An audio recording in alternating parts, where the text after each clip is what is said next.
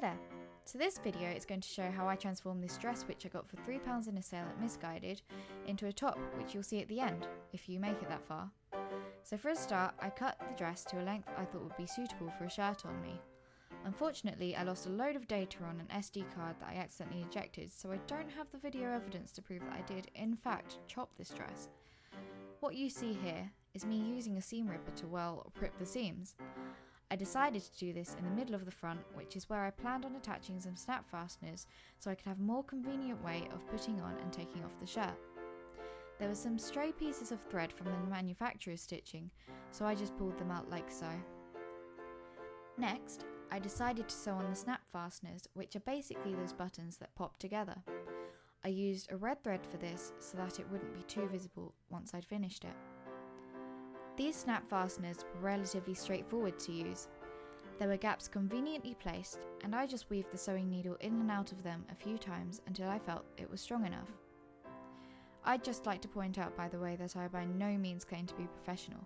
Making these videos is sort of just documenting my progress as I learn how to do these sorts of things and tap into my more creative side.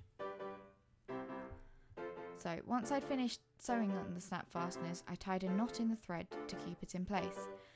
Actually, I knotted it a few times because I have an appalling knotlage.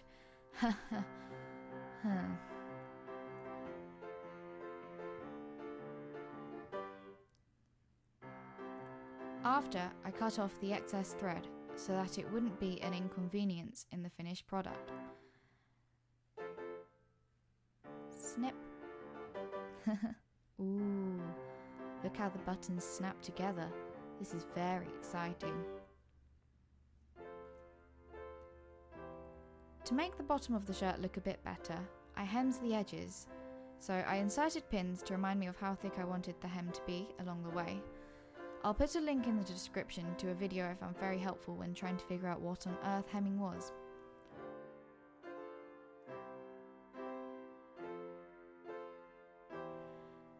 You can see here that I put the needle through as few fibres as possible so that the thread wouldn't be too visible on the other side.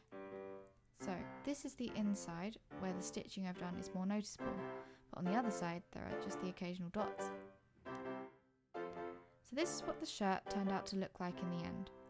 I figured there are 3 ways I can wear this. The first is probably the most scandalous way, for those wild nights out I so frequently have. I'm joking, I really don't.